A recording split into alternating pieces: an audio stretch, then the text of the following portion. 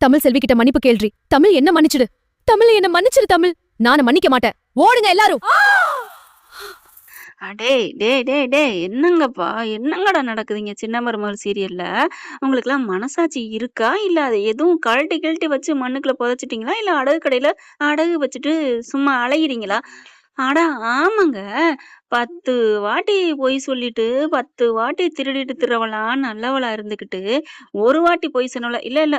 ஒரு வாட்டி கூட பொய்யே சொல்லல. அவள இன்னைக்கு கெட்டவன் என்ன சொல்றதுங்க? இப்படியே போயிட்டு இருந்தா டைரக்டரு உங்க முகத்துல எல்லாரும் எடுத்து தூக்கி எறிவாங்க. தக்காளி பழத்த, அழுகுன பழத்த அப்படின்னு தான் என்னால சொல்ல முடியும். நீங்க நான் சொல்றது கரெக்ட்டா இல்லையான்னு கமெண்ட்ஸ்ல சொல்லிருங்க அன்பு உறவுகளே. கூடவே ஒரு லைக் தட்டி சப்ஸ்கிரைப் பண்ணுங்க. நம்ம சேனலுக்கு ஆதரவு குடுத்துருங்க. இப்ப பாவங்க பெத்த புள்ள அம்மான்னு சொல்லாம ஐஸ்வர்யா பார்த்து அம்மான்னு சொல்லிட்டு திரும்புது.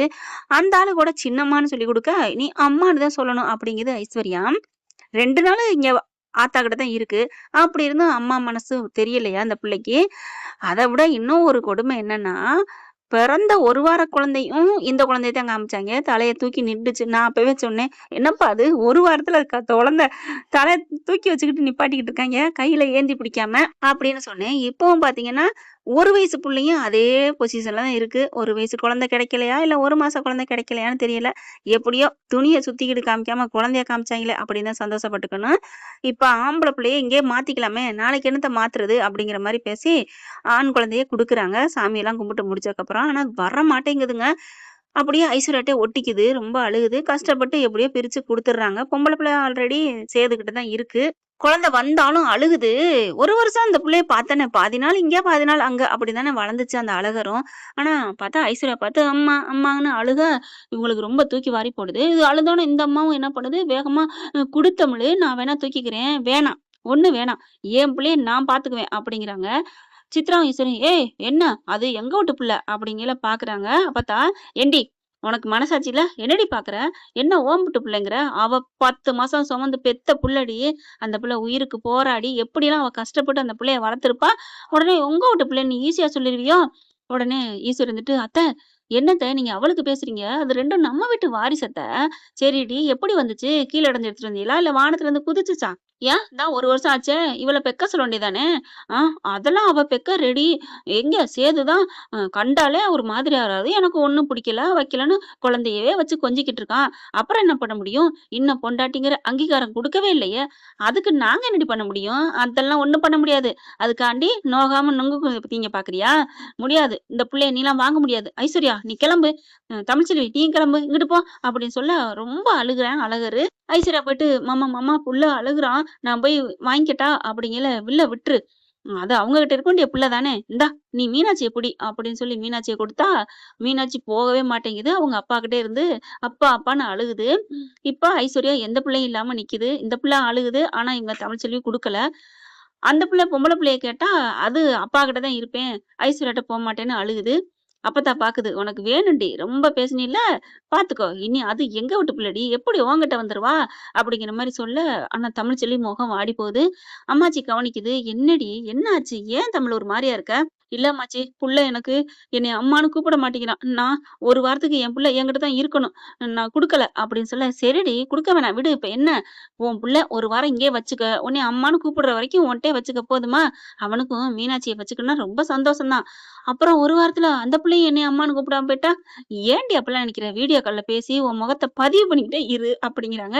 சரின்னு சொல்லிட்டு கிளம்ப சாமியெல்லாம் முடிச்சுடுறாங்களா, கரெக்ட்டா வெளியேறும்போது கருப்புக்கு சாமி வந்துருது. ம்ன்னு ஆட ஆரம்பிக்க, "என்னாச்சு என்னாச்சு?" அப்படின்னு சொல்ல, ரொம்ப ஓவரா அப்படியே ஆட ஆரம்பிக்கிறாங்க. ம்ன்னு சொன்னோனே மாலைய கொண்டாந்து குடுக்குறாங்க. பார்த்தா "தீப்பந்தம் வேணும், தீப்பந்தம் வேணும்" அப்படின்னு சொல்ல டக்குன்னு உடனே போயிட்டு அங்க இருக்கு சிலை மேல இருக்குங்க. அது தீப்பந்தத்த கொண்டாந்து குடுக்குறாங்க. வச்சுக்கிட்டு கருப்பு ஆட்டம் குடுக்க ஆரம்பிக்கிறாரு. "டேய்!" அப்படின்னு சொல்லிட்டு, "என்னடா நெனச்சுட்டு இருக்கீங்க? தப்பே செய்யாத புள்ளைன்னு நான் தீர்ப்பு சொல்லியும், என் தீர்ப்ப யாரும் மதிக்கலையா?" அப்படிங்கையில அம்மாச்சி வந்துட்டு, "நான் என்ன சாமி பண்ணணும்? கருப்பு நீ சொல்லியா? நான் என்ன பண்ணணும்? இன்னும் அந்த பிள்ளைக்கு நீங்க ஒரு தண்டனையோட தான் நிப்பாட்டி வச்சிருக்கீங்க. அவ எந்த தப்பும் பண்ணலைன்னு அவளுக்கு இன்னும் நீங்க விடுதலை குடுக்கவே இல்லையே! நான் தீர்ப்பு சொல்லியும்" அப்படின்னு ஆடு ஆடுன்னு ஆட, "நாங்க என்னதான் பண்றது?" அப்படிங்கிறாங்க. "என்ன பண்றது? மறுபடியும் உனக்கு புரியல?" அப்படின்னு அம்மாச்சி அடிக்க போற மாரி பேச, எல்லாரும் அப்படியே "அப்பத்தா, அப்பத்தா" அப்படின்னு சேது பிடிக்கிறாங்க. அதுக்கப்புறம் "டேய்! உனக்கு இன்னும் உரைக்கலையாடா? எந்த தப்பும் செய்யாம தப்பே செய்யாம தண்டனை அனுபவிக்கிறாங்கிறேன். அத உன்னால கண்டிக்க முடியல, கண்டுபிடிக்க முடியல அப்படிங்கிறாங்க. சரி நீயே சொல்லு அத. என்ன தப்பு நடந்துச்சுன்னு? அப்படின்னு கருப்ப பார்த்து கேட்க சேது கேட்டோனே, அத நான் சொல்லித்தான் உனக்கு தெரியணுமா? கண்டுபிடிக்க முடியாது. அந்த வீட்ல தானே அவ இருந்தா. அந்த ஆயுதத்த எடுத்து தானே பேசுனான்னு சொல்றீங்க. அவ எடுக்கவே இல்லேன்னு இந்த தமிழ்ச்செல்வி சொல்றாளேடா! அப்ப அந்த வீட்ல யாரு பேசுனாங்க? யாரு பேசுனாங்கன்னு நீ தானடா கண்டுபிடிக்கணும். கண்டுபுடி. ஒவ்வொருத்தவளையா பேசி கண்டுபுடி. கண்டுபுடிச்சா உனக்கு உண்மை வரும். உன் வீட்ல இருக்கவங்க தான் பேசியிருக்காங்க. வேற ஆள் பேசி தான் அவன் வாழ்க்கைய கெடுத்திருக்காங்க. அவங்களா இன்னைக்குள்ள உனக்கு ஒப்படைச்சுட்டாங்கன்னா, உன்கிட்ட பேசி உண்மைய சொல்லிட்டாங்கன்னா, அவங்க இன்னைக்கு தப்பிச்சாங்க. இல்லேன்னு வச்சுக்கயேன், நாளைக்கு நானே அது பெரிய ஆப்பா வப்பேன். அவங்கள ரத்தம் கக்க வச்சு, அவங்க வாயிலிருந்தே உண்மைய சொல்ல வச்சு, கை கால்லாம் இழுத்துக்க வச்சு, எல்லாத்தையும் நடத்துவேன்டா. நடத்துவேன், நடத்துவேன். இன்னைக்குள்ள சொல்ல சொல்லு. இன்னைக்கு இல்ல உன் நைட்டுக்குள்ள விடியறதுக்குள்ள ஒரு பால் சம்ப நீ வாசப்படியில வையி. அந்த பால் சம்ப அடியில நான் தாங்கிற உண்மைய சொல்லி எழுதி வச்சுட்டாங்கன்னா, அவங்க தப்பிச்சாங்க. இல்லைன்னா என்ன சொல்லுவேன்னு எனக்கே தெரியாது அப்படின்னு சொல்லிட்டு அப்படியே மயங்கிர்றாரு கருப்பு. அதுக்கப்புறம் தண்ணிலாம் தெளிக்கிறாங்க. சேதுவ பார்க்குறாங்க. "அடியே! உன் மேல எந்த தப்பு இல்லன்னு" இந்த கருப்பு எத்தன வாட்டி தான் சொல்லுவாரு. "ஏன்டா ராசங்கம் புரிஞ்சுக்கவே மாட்டீங்களா?" அப்படிங்கிறாங்க. "யார் நம்ம வீட்லருந்து பேசுனது? வேற யார் பேசுனங்கிறாங்களே! யாரா இருக்கும்?" அப்படிங்கையில, மலர் என்ன பண்ணுது, மாமா நானா பேசல." மோகன் வந்துட்டு, "நான் இல்ல." உடனே ஈஸ்வரியும், சித்ராவும், "பெரியப்பா நான் இல்ல." தாமரையும் சாவித்திரியும், "நானா? எதுக்கு நான் பேசப் போறேன்? அவள விரட்டி விட்டுட்டு, அந்த வாழ்க்கைய நானா இப்ப அனுபவிச்சுட்டு இருக்கேன்? நான் விரட்டுறதுக்கு?" அப்படின்னு தாமரை சொல்ல, "அப்படின்னா யாரு வாழ்க்கைய அனுபவிச்சுட்டு இருக்காளோ, அப்ப அவங்க தான் பண்ணியிருக்கணும்." அப்படின்னு பேச, உடனே ஈஸ்வரி கோவம் வந்துருது. "என்ன மதனி இப்படிலாம் பேசுறீங்க? அப்ப ஐஸ்வர்யா தான் பேசுனான்னு சொல்றீங்களா?" "நான் ஒண்ணும் சொல்லல மதனி. நீங்களா தான் அப்படி சொல்றீங்க." அப்படின்னு சொல்லிட்டு என்ன பண்ணுது, மாப்பிள்ளைட்ட போகுது சாவித்திரி. "இங்க பாருய்யா, உன் வாழ்க்கைய வாழணும்னு ஆசைப்பட்டவ தான் இது பண்ணியிருக்கணும். என் குரல்லாம் அப்படிலாம் பேசுறதுக்கு திறமை இல்லப்பா. இவ தான் டவுன்லலாம் படிச்சுட்டு வந்திருக்கா. நெறைய வாட்டி எல்லா குரலையும் பேசியிருக்கா." உடனே தனமும் பாக்குது. ஆமா, இவங்க நெறைய வாட்டி பேசியிருக்காங்க. எல்லார் குரல்லையும் பேசியிருக்காங்க. அப்படின்னோன சேதுக்கு ஒரு மாதிரி ஆகுது. ஏன்னா புள்ளைய காப்பாத்திட்டாளேங்கிறக்காண்டி திட்ட முடியல, அடிக்க முடியல.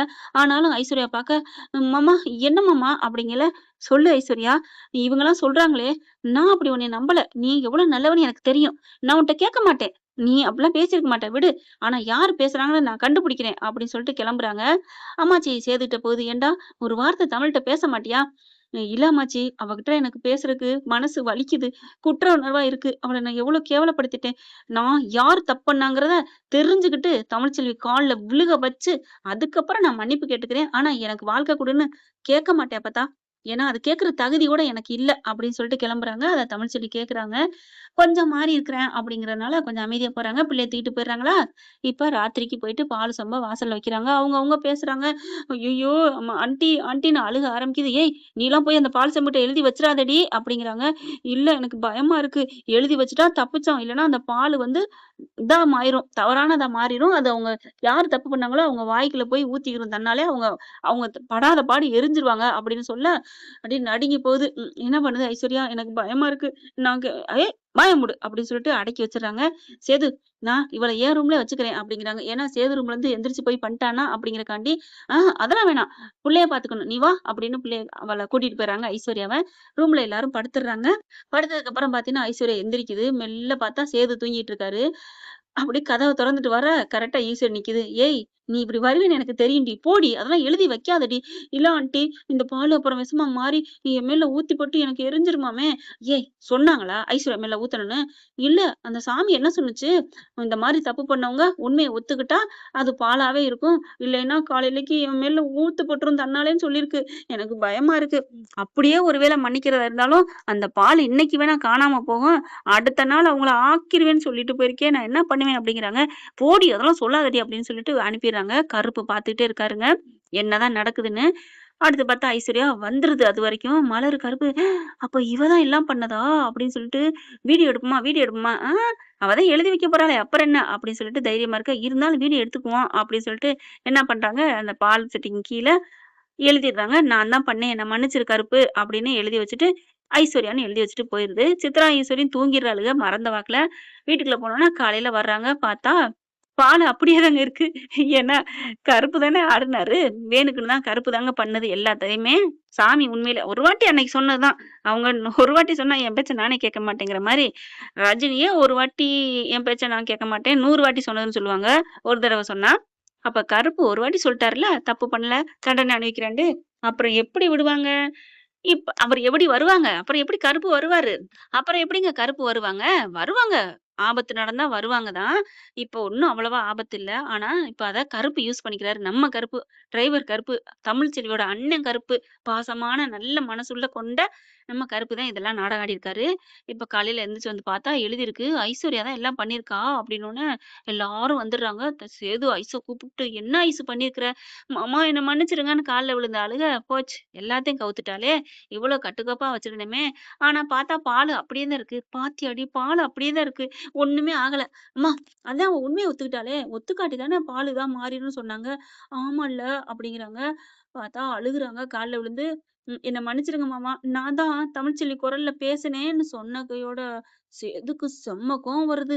சாட்டைய நீட்டுறாரு கைய. உடனே கருப்பு சாட்டைய கையில வைக்கிறாங்க. சேது என்ன பண்றாரு, சாட்டைய எடுத்து சும்மா வெளுரு வெளுன்னு ஓட்டுறாரு. "எப்படி இப்படி ஒரு பாதக செயல செஞ்ச? எங்க அப்பா சொல்லியும் நீ மீறி செஞ்சிருக்கேல்ல?" இல்ல மாமா, உங்க மேல உள்ள ஆசையில தான்." "என் மேல உள்ள ஆசையில என் பொண்டாட்டிய விரட்டி விட்டு அந்த இடத்துக்கு நீ வர நெனச்சியா? அடி அத விடு. என் அப்பாவுக்கு அசிங்கம் வரும். எவ்வளவு அடிச்சு சொன்னாரு. அந்த கல்யாணத்த பத்தி விட்டுருன்னு. ஐயோ! அப்பவே சொன்னாளே தமிழு. மாமா பேச்சுக்கு நான் எப்படி மறு பேச்சு பேசுவேன்ட்டு, அதக்கூட நான் நம்பலையே. அப்பத்தா அப்படின்னு அழுகுறாங்க கட்டி புடிச்சுட்டு. அதுக்கப்புறம் இந்த பிள்ளைக்கு வெளிர் ஓட்டுனதுக்கப்புறம், ச்சே! கை அவருக்கே வலிக்குது தூக்கி போட்டுறாங்க. நான் வருத்தப்படல மாமா. நீங்க அடிச்சதுக்கெல்லாம் நான் சந்தோஷம் தான் படுறேன். ஏன்னா நான் பண்ண தப்பு தானே! அது பண்ணுனது தப்பு தானே! அப்படிங்கல. ஏய்! என் மூஞ்சில முழிக்காத ஓடி போயிரு. மாமா நீங்க எனக்கு என்ன தண்டனை குடுத்தாலும் சரி. ஆனா என்ன ஓடி போயிருன்னு மட்டும் சொல்லாதீங்க மாமா. நான் உங்க பொண்டாட்டி. உங்க கையால நான் தாலி வாங்கியிருக்கேன் அப்படிங்கிறாங்க. ஏய்! அந்த தாலிய அத்த போடுறி. அது தேவையில்லடி அப்படின்னு புடிச்சு இழுக்குறாரு. மாமா, மாமா, மாமா, மாமான்னு சொல்ல, ஆத்தாளு மகளும் வந்துறாளுக. ஏய்யா சேது, அவ ஏதோ தப்பு பண்ணிட்டா. அதுக்காண்டி நீ தாலிலாம் பிரிக்காத அப்படின்னு சொல்லிட்டு பிடிக்கிறாங்க. ஆன்ட்டி அப்படிங்கிறாங்க. உன்னை யாருடி சொல்ல சொன்னது? பரவால்ல ஆன்ட்டி. நான் உங்கள மாட்டி விடலைல்ல. ஆமா. அதனால தான் உன்னைய வந்து இப்ப காப்பாத்துறோம். அப்படின்னு சொல்லிட்டு எவ்வளவோ தடுக்குறாங்க. தூக்கி போட்டு மிதிச்சுப்புட்டு புள்ளைய தூக்கிட்டு கிளம்பிர்றாரு சேது. அ கிளம்பி வண்டியில போம்போது கருப்பு ஞாபகப்படுத்துறாரு. "ஏய் சேப்பா சேது, நீ சொன்னேல்ல, கண்டுபிடிச்சு ஆள கொண்டாந்து உன் கால்ல விழ வைக்கிறேன்னு. நீ பாட்டுக்கு போனா என்ன அர்த்தம்?" "ஐயோ! ஆமா மாமா" அப்படின்னு வேகமா இறங்கி வர, "ஏய் வர்றான் வர்றான்" அப்படின்னு சொல்லிட்டு வந்துட்டான். அப்ப ஒண்ணும் பிரச்சனை இல்லன்னு ஈஸ்வரி நினைக்க, "ஐசு இங்க வா" அப்படின்னு கூப்பிட, "இங்க என்ன மாமா?" "வா வண்டியில ஏறு" அப்படின்னு ஏத்திக்கிட்டு போறாங்க. எதுக்குங்கிற மாரி பார்த்துக்கிட்டே போக, ஈஸ்வரி, சித்ரா எல்லாம் கிளம்பி வருதுங்க. நேரா அங்க போயிட்டு "தமிழ்ச்செல்வி" அப்படின்னு கத்துறாங்க, வர்றாங்க. அப்படியே கால புடிச்சு தள்ளுறாரு. அதாவது தலைய புடிச்சு தமிழ்ச்செல்வி காலடியில தள்ளுறாங்க. "போதுமா? பாரு தமிழு பாரு. இத பண்ணது எல்லாமே இவ தான்" அப்படின்னு சொல்ல, "என்ன சொல்றீங்க அண்ணே? அண்ணே என்ன சொல்றாரு இவரு?" அப்படிங்கிற நடந்ததெல்லாம் சொல்றாங்க. "பாவி! நான் உனக்கு என்னடி பாவம் பண்ணேன்? என்னடி துரோகம் பண்ணேன்?" அதுக்குள்ள அவங்க அம்மா வந்து சப்பு சப்புன்னு அடிக்குது ஐஸ்வர்யாவ. சேதுக்கு திரும்பிக்கிறாரு. "நீங்க என்ன வேணா பண்ணுங்க. இவன் மேல செம்ம காண்டுல இருக்கேன். செம்ம இதுல இருக்கேன்" அப்படின்னு சொல்லிட்டு இருக்கையில, அவங்க அம்மாச்சி வந்து அடிக்குது. நம்ம அப்பத்தா போட்டு சாத்து சாத்துன்னு சாத்துது. ஆனா ஐஸ்வர்யா எதுக்குமே ஒண்ணும் சொல்லல. ஏன்னா அந்த பிள்ளை தான் நல்ல பிள்ளையா மாறிடுச்சுல. அதனால நீங்க எவ்வளோ அடிச்சாலும் நான் உங்கள தப்பே சொல்ல மாட்டேன். ஏன்னா நான் பண்ணது பெரிய பாவம். ஒரு குடும்பத்த கலைச்சது பெரிய பெரிய மன்னிக்கவே முடியாத தப்பு. ஒரு புருஷன் பொண்டாட்டி வாழ்ந்துட்டு இருக்க வாழ்க்கைய பறிச்சு, நான் வந்து அவரோட கை கோத்துட்டு எங்கே போகவும், வரவும் இப்படிலாம் இருந்தது. தமிழுக்கு எவ்வளோ வயிறு எரிஞ்சிருக்கும். எந்த ஒரு ஆம்பளையா இருந்தாலும் சரி, எந்த ஒரு பொம்பளையா இருந்தாலும் சரி, கட்டுன பொண்டாட்டிய விட்டுப்புட்டு, விலக்கி வச்சுப்புட்டு, ஒரு பொண்ணோட சுத்தி திரிஞ்சா, அது எவ்வளோ பெரிய பாவச் செயலு. ஐயோ! நான் பெரிய தப்பு பண்ணிட்டேன். மாமா என்ன மன்னிச்சிருங்க மாமா. இனிமே உங்க வாழ்க்கையில நான் குறுக்கிடவே மாட்டேன் மாமா. நான் எங்கோ போய்க்கிறேன். எங்க அப்பா கிட்ட தேடி போய்க்கிறேன்.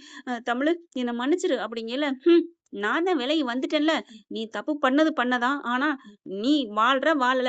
அவரோட சேர்ந்து இருக்காம போற. எனக்கு தேவையில்ல. என்னைய விடுங்க அப்படிங்கையில, சேது போயிட்டு, "தமிழு" அப்படின்னு தமிழ்ச்செல்வி கால்ல விழுகுறாங்க. அப்பத்தா பாக்குது. "விழுடா, மன்னிப்பு கேளு. அப்படி மன்னிப்பு கேட்டாலும் உன் பாவம்லாம் சீக்கிரம் கரையவே கரையாது" அப்படிங்கிறாங்க. என்ன ஃப்ரெண்ட் இப்படிலாம் போனா நல்லா தானே இருக்கும். பார்க்கலாம். எவ்வளோக்கு எவ்வளோ சீக்கிரம் இந்த குட்டு உடைக்க வைக்கிறாங்கன்னு. ஏன்னா கடுப்பா வருதுங்க. இன்னொரு குட்டு உடைக்காம இருக்கிறாய்ங்க. தாலி கட்டுனாங்கல்ல, அது சேது கட்டவே இல்லைல்ல. அத சொல்லணும் இல்லங்க. சும்மா அப்பக்கப்ப முடிச்சு போடணும், அவுத்துறணும். அப்பதான் நல்லாருக்கும். சும்மா 5, 6 மாசத்துக்கு இழுத்தடிச்சுக்கிட்டு இருந்தா பார்க்குற நமக்கு சப்புன்னு போகுது. கதை வேற ட்ராக் போனா தானங்க வேற வேற சொல்ல முடியும். நம்மளும் எத்தன வகையில தான் கதைய சொல்றது? இப்படி போய் அந்த தாலி கட்டலங்கிற விஷயம் தெரிய வரப்போது. அப்படி போய் தெரிய வரப்போது. அப்படின்னு எத்தன ஆங்கிள்ல தாங்க சொல்றது? என்ன ஃப்ரெண்ட்ஸ் நான் சொல்றது சரிதானே? Thank you friends.